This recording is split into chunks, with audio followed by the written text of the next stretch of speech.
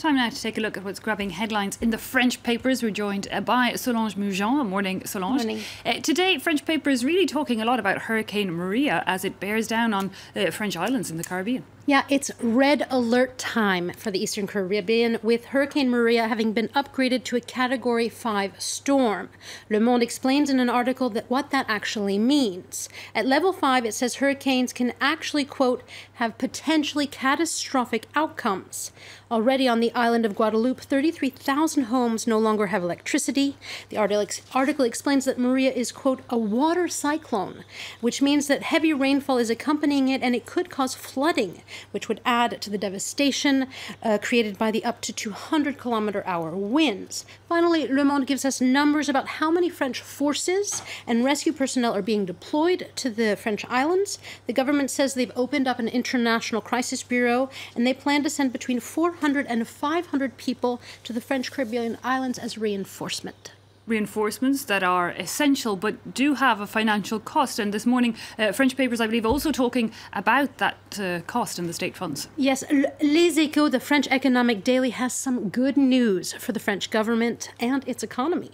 It says that according to its numbers and provisions, the French deficit is going to be less than expected.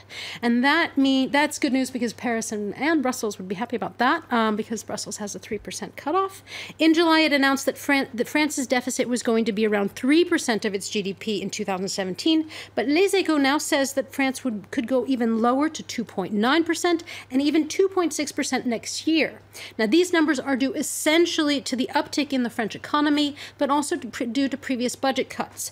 Les Echos says that thanks to the good numbers, the Macron government may not need to as drastically cut public spending as much as he promised he would. However, other papers beg to differ, saying, they're complaining about the current state of the French economy, saying there's too many austerity measures. Communities are being asphyxiated. That's what L'Humanité says is happening to towns and cities across France because of these budget cuts to their local budgets. Austerity measures that L'Humanité says could sway heavily in voters' minds when they head to the polls this Sunday to elect French senators. Now, Aujourd'hui en France also talks about austerity measures. The Daily focuses on two areas where they say Macron is likely to make big cuts. They say the budgets of the housing and the labor ministries are on the chopping block. Now, Le Parisien says that they know this because they got their hands on confidential internal letters that were sent to the ministries. And in those letters, there was a layout of the provisional budgets for the next 5 years. Le Figaro Economy also is focusing on upcoming budget cuts, this time to France's transportation ministry, which is timely because the government is having a conference on transportation, and it kicks off today. The Macron government has repeatedly said it's time to rethink where government money goes when it comes to transportation and bring its philosophy up to speed with the 21st century. The idea being that new, greener, environmentally sound technology, as well as tech companies like Uber and car-sharing ones like BlaBlaCar, have transformed how people get around. Now, the French government says the money that should change where the money goes. Le Figaro explains that the rethink that's being held today could have been bad news for the French rail company SNCF because it has a deficit of $45 billion and it grows by $3 billion every year. But Le Figaro explains that the SNCF rail company has managed to diversify its transportation portfolio and that touchy subjects like debt and pension systems won't be on the agenda today at the French Transportation Summit. $45 billion debt. I did not know that. That sounds quite sizable. But let's move away from transport all the same. But stick with the government. The Huffington Post has an article, you're telling me, about Emmanuel Macron's judicial saga with the press. Yeah, the Huffington Post is covering but it's actually a story from Mediapart that broke the story.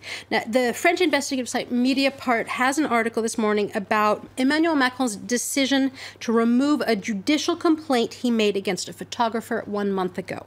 And he decided to stop pressing charges against the paparazzi for, quote, harassing him and taking photographs of him and his wife while he was on vacation in Marseille. Now, Mediapart says that Macron dropped the charges not as a goodwill gesture to the French press. They say the government wants you to believe that. But in fact, Mediapart says the real reason that Macron revoked the charges is because the judges were going to rule against him and in the favor of the press. Now, for Mediapart, the whole paparazzi story is a textbook case of a communications mess up on the Macron team's part, or a failed attempt at spinning bad press and actually making it worse. Finally, Solange, another story about judicial woes, but not the president or the press. It's actually printers that are in the hot seat. Yeah, it's a first in France, and it could change how long we keep our printers and our televisions, or at least how long they last before they break down.